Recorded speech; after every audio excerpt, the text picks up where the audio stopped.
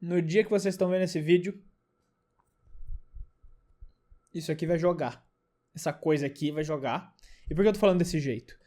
Porque vai ser na Sul-Americana. E o Corinthians pipoca em competição sul-americana. No Brasil, o Corinthians é bom. Não é o terceiro maior campeão brasileiro à toa. É o terceiro, né? É o quarto. Não é o quarto maior campeão brasileiro à toa.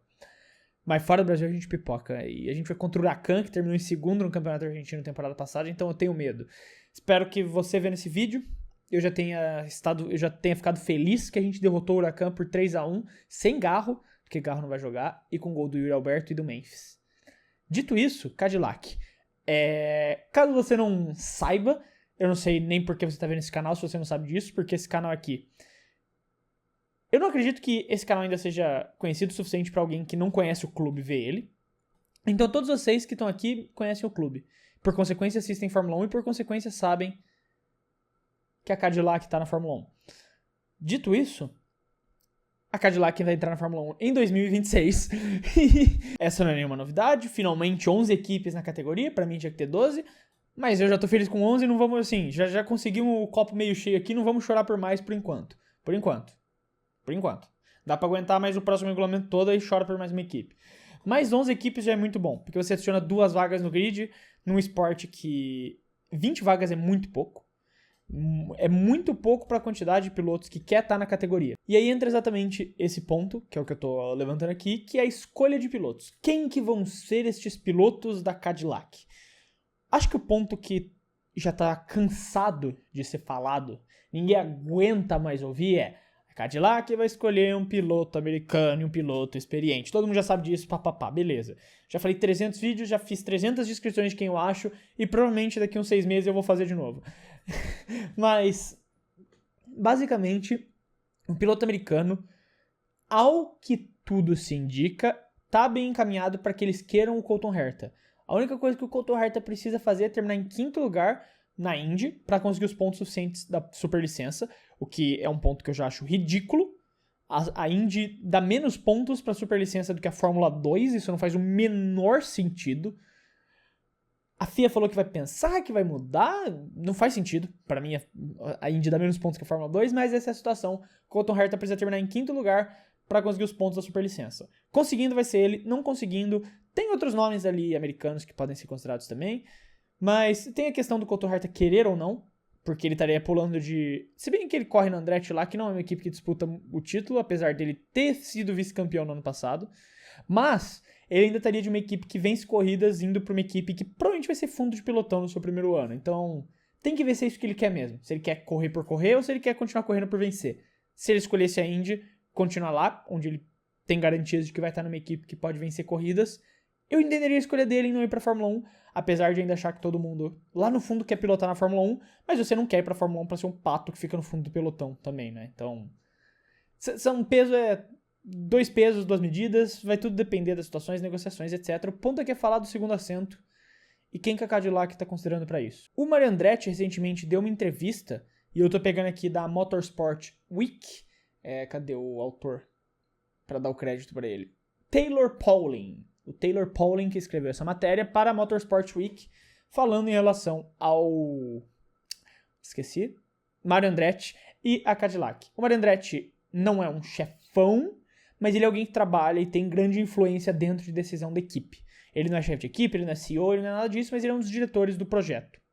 E ele deu uma entrevista recente falando ali que a Cadillac está considerando 3 nomes para essa vaga dos pilotos experientes. E ele falou, vocês já sabem quem são, eu não vou falar o nome. Experientes, vocês já sabem quem são.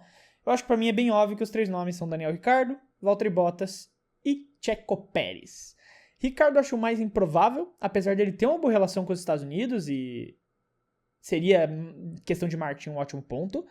O Bottas eu acho o melhor dos 3 nomes, em questão de habilidade e o que pode entregar com o carro. Agora, existe um cara que tá no meio termo dos dois. Existe um cara que é popular o suficiente na América do Norte, não tanto quanto o Ricciardo, mas mais que a outra opção, e bom o suficiente, melhor hoje que o Ricciardo, mas não tão bom quanto a outra opção.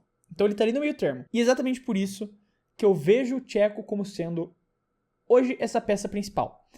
E nessa entrevista, o Mario Andretti dá a entender exatamente isso. E a fala dele Tudo que eu posso dizer é que o Liam Lawson tá fazendo o Checo parecer muito, muito bom. Depois ele ainda joga um shade de graça no Lawson sem motivo aqui. O Tsunoda, você sabe, ele merecia mais a vaga do que o Liam, mas quem sou eu? Eu concordo, mas tipo, de graça jogou na cara do Liam aí, coitado, tá ligado? Não fez nada pra você, pô. Mas assim, eu concordo, o Tsunoda merecia mais a vaga do que o Lawson, mas... Anyway, não é ponto do vídeo. O ponto é, muito provavelmente o Pérez vai voltar pra Fórmula 1. Ele já deixou claro que esse era o objetivo dele e que o Pérez queria voltar pra Fórmula 1. Que ele tinha essa intenção, que ele não desistiu da categoria.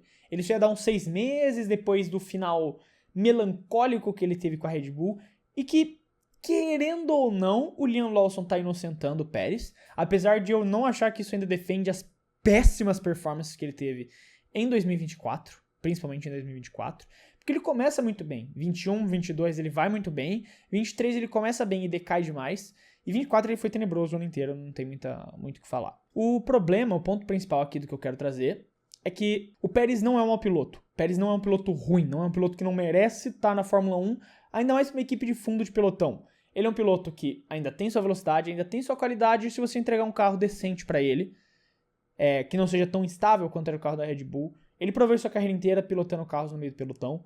Claro, ele não tá mais na idade dele, mas ele é um cara que sempre foi muito descrito por ser um ótimo... Tô tentando procurar uma outra palavra, mas um ótimo cara com feedbacks. Tem uma frase... Eu tentei achar essa frase muito, porque eu queria muito mostrar pra vocês que ela é muito engraçada. Mas é que é uma frase de um engenheiro que trabalhou com ele na Force India falando que é como se ele tivesse um mecânico na bunda.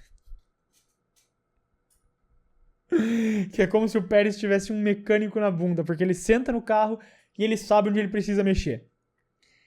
E essa é uma característica que uma equipe precisa, o mecânico da bunda.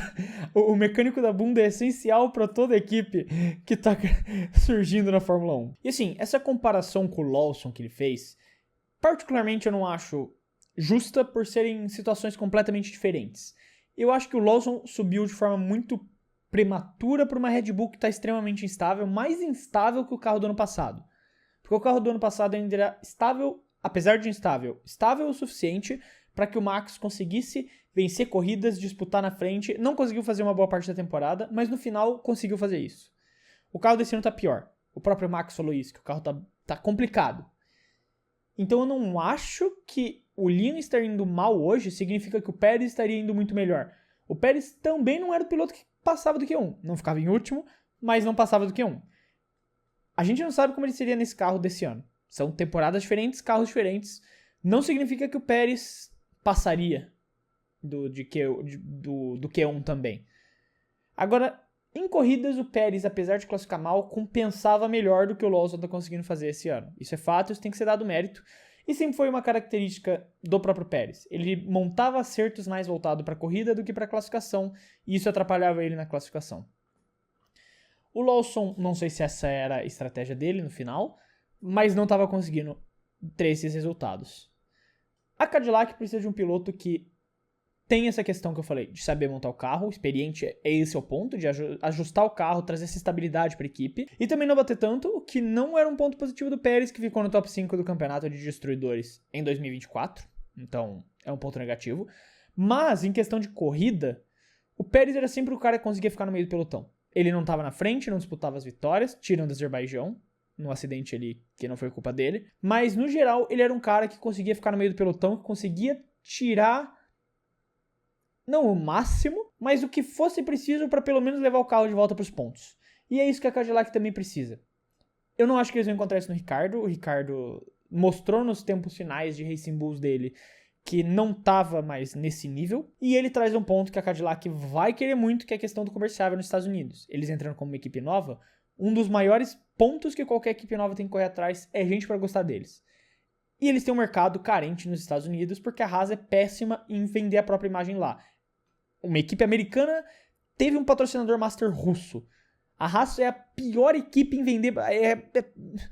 O pessoal fala que americano sabe vender, que americano nasce com marketing, etc. Que americano, sabe tudo de negócio. A Haas não sabe trabalhar a imagem dela no próprio país dela. Ela achou que seria uma boa ideia se vender como equipe americana e fazer uma parceria com uma estatal russa lá pintando a bandeira russa no carro, né, velho? Inacreditável. O Gene Haas é inacreditável, velho. Tomara que venda pra Toyota também. Eu não acho que vai acontecer, mas tomara que venda pra Toyota. Pelo menos também tem em volta uma equipe japonesa aí que eu acho legal. Eu gosto da Toyota, eu acho a Toyota legal. Eu sinto falta deles. Gastar mais 1 bilhão aí na Fórmula 1 pra não ganhar nada. É. Dito isso, o Pérez ele vem pra... O Pérez ele é o principal favorito. E eu acho que a Cadillac vai focar em trazer o Pérez por todos esses motivos. Ele é um piloto que consegue ser consistente o suficiente pra terminar no meio do pelotão, ajuda a montar o carro e é comercializável nos Estados Unidos. Por conta disso, eu acho que ele é o top pick. E hoje, que eu estou gravando esse vídeo no dia 31 de março, às quase 11 horas da noite, eu afirmo pra vocês, se o Colton Herta conseguir a superlicença, os pontos da superlicença, tem que acontecer isso primeiro, caso ele consiga, a dupla da Cadillac será Colton Herta e Sérgio Pérez. Clipem e me cobrem.